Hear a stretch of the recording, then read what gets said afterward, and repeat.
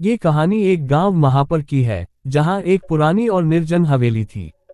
कभी कभी ये हवेली मेहमानों और पर्यटकों की शरणस्थली होती थी, लेकिन इस हवेली को तब से बंद कर दिया गया जब से कुछ लोग रहस्यमय तरीके से गायब होने लगे। कहा जाता था कि जो भी अंदर गया, वह आज तक नहीं लौटा। यह नहीं पता था कि लोग अंदर जाने के बाद कहां गायब हो जाते हैं। हर हाल में लोगों ने हवेली के बारे में अलग अलग कहानियां बनाई।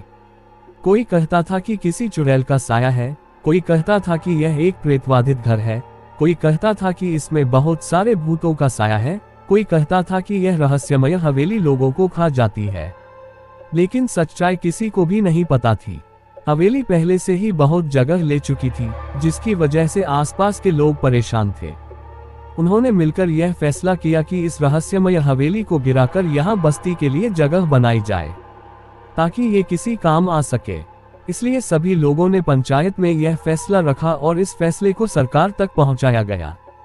सरकार ने स्वीकार कर इस रहस्यमय हवेली को गिराने का नोटिस जारी किया और कुछ लोगों और मजदूरों को वह हवेली गिराने के लिए भेजा। लेकिन कहा जाता है कि आज तक कोई भी मजदूर इस हवेली से वापस नहीं आया, जिससे लोग और अधिक परेशान हो गए। खबर फैल गई। जब ढूंढने पर भी कोई सुराग नहीं मिला तो आखिरकार हवेली के इस रहस्य का पता लगाने के लिए एक जासूस को काम पर लगाया गया। उसका नाम कैस था। वह अपने 2 साथियों के साथ रवाना हुआ। कैस ने ये जोखिम उठाया और लोगों से कुछ जानकारी लेकर और अल्लाह का नाम लेकर इस रहस्यमय हवेली में प्रवेश कर गया। कैस और उसके साथी हवेली में प्रवेश कर गए। अंदर से हवेली बहुत ही जर्जर खंडहरनुमा थी। हर तरफ मकड़ियों के जाले और कीड़े मकोड़े मंडरा रहे थे। शाम का समय था। कैस के साथी घबराए हुए थे, लेकिन कैस कुछ शांत था क्योंकि शायद उसने ऐसे कई केस सुलझाए थे। अंधेरे होने की वजह से कैस के हाथ में एक टॉर्च थी। तीनों आगे बढ़ रहे थे कि हवेली के बीच वाले कमरे से कुछ लोगों की बातें करने की आवाजें आने लगी। कैस ने उसी कमरे की तरफ रुख किया। अभी वह दरवाजा खोल ही रहा था कि अचानक पीछे से एक जोरदार आवाज आई, जैसे कुछ बर्तन टूट गए हों। कैस के साथी घबराहट में आ गए। पीछे मुड़कर देखा तो कुछ बर्तन टूटे पड़े थे। कैस ने कहा, शायद खिड़की से आ रही हवा से गिरे होंगे। और जब कैस ने उस कमरे का दरवाजा खोलकर देखा तो अजीब ही नजारा था। हवेली का वह कमरा तो जर्जर और मकड़ियों के जालों से भरा हुआ था, लेकिन अजीब बात यह थी कि वह कमरा किसी औरत का मालूम होता था, जिसमें लाल रंग का फटा हुआ दुपट्टा, टूटे हुए जूते और टूटे फूटे हार श्रृंगार का सामान बिखरा हुआ था। और ये चीजें पुराने समय की लग रही थी, जबकि हवेली को बने हुए ज्यादा समय नहीं हुआ था और इस कमरे से बाहर और बाकी कमरों में सामान काफी मॉडर्न रखा गया था, सिवाय इस कमरे के। कैस और उसके घबराए हुए साथी कमरे में घुसे। कमरे के बिस्तर पर 2 तरह की गुड़ियाएं पड़ी थी। एक बेहद ही खूबसूरत सजी हुई थी और दूसरी गुड़िया बदसूरत सी टूटी फूटी, मैली और जंगलों से भरी हुई थी। सुंदर गुड़िया में असीम आकर्षण था, जैसे वह अपनी ओर खींच रही हो कि मुझे उठाकर देखो। कास के साथी ने वह गुड़िया उठाना चाही, लेकिन कास ने रोक दिया कि ना उठाना, इस गुड़िया में ऐसा कुछ नहीं है जो हम यहाँ पकड़कर खड़े रहें इसे। वे वहीं मौजूद थे कि कमरे का दरवाजा बंद और खुलने लगा। कास के साथी दरवाजे की ओर भागे तो कास ने कहा मत भागो, लेकिन उन्होंने एक ना सुनी। कमरे से तो बाहर निकल गए, लेकिन जब वे हवेली के मुख्य द्वार की ओर भागे तो मुख्य द्वार बंद हो गया और दोनों वहीं रुक गए। दरवाजा बंद हो गया। कास उनके पास आया। उन तीनों ने अभी खुद को संभाला ही था कि बूंदों गिरने की स्पष्ट आवाजें आने लगी। कास की नजर सीढ़ियों पर पड़ी। वह दृश्य देखकर तीनों की सांसें ऊपर नीचे हो गईं। कई कटे फटे मानव सिर छत से लटके हुए हैं और उनमें से खून के बूंदें गिर रही हैं और खून जो जमीन पर गिरा है, उसका रुख उसी कमरे की ओर था। वे हैरान और परेशान खड़े थे। कास यह देखने के लिए कमरे में दाखिल हुआ कि खून का रुख उसी कमरे की ओर क्यों है। वह खून कमरे के फर्श पर जाता है और गायब हो जाता है। इसी बीच कास के साथियों पर हमला हुआ। किसी चीज ने दोनों को गर्दनों से पकड़ लिया और घसीटते हुए कमरे से बाहर ले गया। कैस अपने दोस्तों को बचाने के लिए बाहर निकलने ही वाला था कि पीछे से एक भयानक आवाज आई, रुक जाओ कैस। कैस ने देखा कि एक बदसूरत और डरावनी लड़की खड़ी थी। उसकी आंखें लाल थीं, बाल काले और लंबे, रंग गंदा और चेहरा डरावना। कैस समझ गया कि ये कोई भूत या आत्मा है।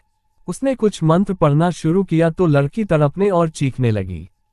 कैस ने पूछा, बतवाओ कि वे लोग कहाँ हैं जो इस हवेली में आए थे और गायब हो गए। वे सब कहाँ हैं? तुमने उनके साथ क्या किया?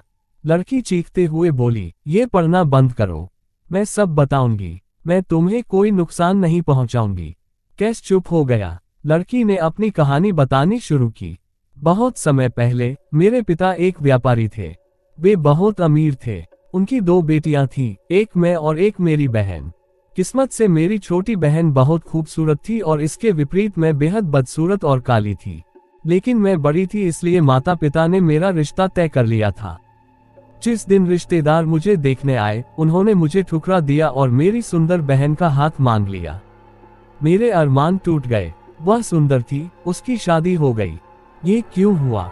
सिर्फ मेरी शक्ल सूरत की वजह से। उम्र गुजरती गई, रिश्ता नहीं हुआ। आखिरकार माता पिता ने तंग आकर रिश्ता ढूंढना बंद कर दिया। पिताजी की संपत्ति का कोई वारिस नहीं था, केवल 2 बेटियां थीं, जिनमें संपत्ति बराबर बांटी जानी थी। लेकिन पिताजी सारी संपत्ति अपनी छोटी बहन को देना चाहते थे क्योंकि वे अपनी बहन के पति के साथ व्यवसाय को बढ़ाना चाहते थे। लेकिन मेरे अधिकारों का क्या?